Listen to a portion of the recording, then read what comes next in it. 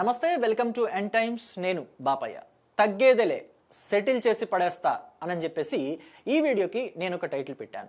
అంటే తమిళనాడు ముఖ్యమంత్రి TVK party అధినేత ఇళయ దళపతి విజయ్ తన ప్రత్యర్థి పార్టీ డిఎంకే పార్టీని ఉద్దేశించి ప్రధాన ప్రతిపక్ష నేత, ప్రస్తుతం తమిళనాడు అసెంబ్లీలో ప్రధాన ప్రతిపక్ష నేతగా ఉన్న ఉదయనిధి స్టాలిన్ని ఇద్దరిని ఉద్దేశించి సెటిల్ చేసి పడేస్తా, తగ్గేదేలే అని చెప్పేసి అంటున్నట్టుగా నేను థంబ్నెయిల్లో కూడా పెట్టాను. ఎందుకు అలా అంటున్నాడు విజయ్? అసలు ఏం జరుగుతుంది తమిళనాడు రాజకీయాల్లో? తమిళనాడు రాజకీయాలు ఎప్పుడూ రసవత్తరంగానే సాగుతూ ఉంటాయా? సో వీటన్నిటి గురించి కూడా మనం మాట్లాడుకుందాం. ఎక్కడా స్కిప్ చేయకుండా ఎండ్ వరకు చూడండి. సో అయితే తమిళనాడు రాజకీయాల గురించి మాట్లాడాలి అనంటే మనం ఒక్కసారి కరుణానిధి గురించి, ఎంజీఆర్ గురించి, జయలలిత గురించి తప్పకుండా టచ్ చేసి తీరాలి.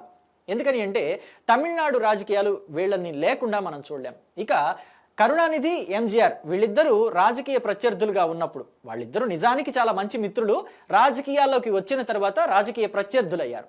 వాళ్ళిద్దరూ రాజకీయ ప్రత్యర్థులుగా ఉన్నప్పుడు, ఒకళ్ళు సీఎంగా ఒకళ్ళు ఎక్స్ సీఎంగా ఉన్నప్పుడు వాళ్ళిద్దరి మధ్య మాటలు తూటాలు పేలేవి.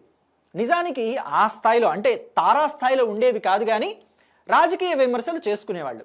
కానీ జయలలిత వర్సెస్ కరుణానిధి మాత్రం నెక్స్ట్ లెవెల్ అని చెప్పాలి. ఎప్పటికప్పుడు జయలలితని డామినేట్ చేయాలని చెప్పేసి కరుణానిధి ప్రయత్నించేవారు. కరుణానిధి డామినేషన్ని చాలా సమర్థవంతంగా జయలలిత తిప్పికొడుతూ ఉండేవాళ్ళు. కరుణానిధి జయలలిత మీద సెటైర్లు వేస్తే దానికి డబుల్ సెటైర్లు జయలలిత కరుణానిధి మీద కూడా వేసి నోరు మూపించేవాళ్ళు. కరుణానిధి జయలలితని అరెస్టు చేయిస్తే జయలలిత కరుణానిధిని అరెస్టు చేయించి పంచెలు ఊడిపోతున్నా కానీ పోలీసుల చేత లాక్కెళ్ళి తీసుకెళ్లి లాకప్లో పడేయించారు ఒకప్పుడు. సో ఇలాగా వాళ్ళిద్దరి మధ్య కూడా పచ్చగడ్డి వేస్తే భగ్గుమనేలాగా ఉండేది వాళ్ళిద్దరి వ్యవహారం కూడా. అయితే తరువాత తరం మాత్రం మారిందేమో అని చెప్పాలి. ఎందుకంటే జయలలిత చనిపోయిన తర్వాత, కరుణానిధి చనిపోయిన తర్వాత డిఎంకే, అన్నా డిఎంకే మధ్య ఈ స్థాయిలో వైరం అయితే కనిపించలా. 2021లో ఎంకే స్టాలిన్ ముఖ్యమంత్రి అయిన తర్వాత డిఎంకే, అన్నా డిఎంకే మధ్య ఈ స్థాయిలో అయితే మాటల యుద్ధం ఎప్పుడు జరగలేదు. కానీ ఇప్పుడు మాత్రం టీవీకేకి, డిఎంకేకి మధ్య మాటల యుద్ధం జరిగేలాగా కనిపిస్తోంది. వ్యవహారం ముదిరేలాగా ఉంది. మళ్ళీ తమిళనాడు రాజకీయాలు రసవత్తరంగా మారేలాగా సీన్ కనిపిస్తుంది. ఎందుకని అంటే ఇప్పుడు అసెంబ్లీ సెషన్స్ జరుగుతున్నాయి కదా. ఈ అసెంబ్లీ సమావేశాల్లో విజయ్కి, అంటే తమిళనాడు ముఖ్యమంత్రి విజయ్కి, ఉదయనిధి స్టాలిన్కి మధ్య మాటలు తూటాలు పేలాయి.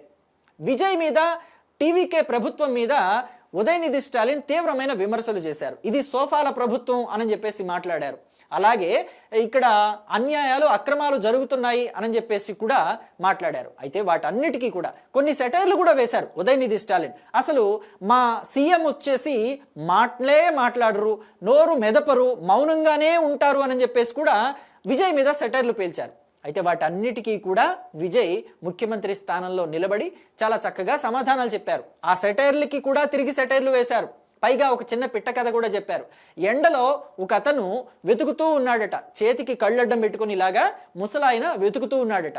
ఓ కుర్రాడు వచ్చి దేనికోసం వెతుకుతున్నావయ్యా అని అడిగితే, మీ నాన్నయ్య కనిపించటం లేదు, మీ నాన్న కోసమే వెతుకుతున్నాను అని చెప్పేసి అన్నాడట ఆ ముసలాయన. ఇది ఆ పిట్ట కథ ఎందుకు చెప్పాడు తెలుసా విజయ్? ఇక్కడ ఎంకే స్టాలిన్ 2026లో జరిగిన ఎన్నికల్లో ఓడిపోయారు. అసెంబ్లీలోకి కూడా రావడానికి అవకాశం లేకుండా పోయింది. అలా చూస్తే మరి ఆయనకి సెటైర్ వేసినట్టే కదా ఉదయనిధి స్టాలిన్కి. విజయ్ ఈ మాదిరిగా సెటైర్ వేస్తారని చెప్పేసి తమిళనాడు ప్రజలు కూడా ఊహించలేదు. ఆ తర్వాత సోఫా రాజకీయం ఏం జరగట్లేదు ఇక్కడ అని చెప్పేసి కూడా చెప్పారు. అలాగే గత ప్రభుత్వం ఏం చేసింది అంటే, ప్రభుత్వం తరఫున ఉండే నిధులు ఏవైతే ఉంటాయో, ప్రజాధనం ఏదైతే ఉంటుందో దాన్ని పార్టీ ఫండ్గా వాడేశారు. ఆ లెక్కలు కూడా తేలుస్తాం, సెటిల్ చేస్తాం అన్నీ అని చెప్పేసి చెప్పడం జరిగింది. అంతేకాదు, ఈ మాటల యుద్ధం జరుగుతున్న టైంలోనే డిఎంకే పార్టీ నేతలు, ఆ పార్టీకి సంబంధించిన ప్రధాన ప్రతిపక్ష నాయకుడు ఉదయనిధి స్టాలిన్ అసెంబ్లీ నుంచి వాకౌట్ చేశారు. చేసిన తరువాత అక్కడ స్పీకర్ పర్మిషన్ తీసుకుని విజయ్ ఒక సైగ చేశారు, ఇలా అని చెప్పేసి. అంటే అందరిది సెటిల్ చేసేస్తాను వ్యవహారం అని చెప్పేసి. గతంలో ఎంకే స్టాలిన్ కూడా ఇలాంటి సైగ చేశారు, అందరిది సెటిల్ చేసేస్తాను వ్యవహారం అని చెప్పేసి. సో ఎంకే స్టాలిన్కి కౌంటర్ ఇస్తున్నట్టు ఇక్కడ ఉదయనిధి స్టాలిన్కి కూడా కౌంటర్ ఇచ్చినట్టుగా అయింది ఒక్క సైగతోటి. మొత్తానికి తమిళనాడు రాజకీయాలు రసవత్తరంగా మారిపోబోతున్నాయి అని చెప్పడంలో ఎటువంటి సందేహం లేదేమో.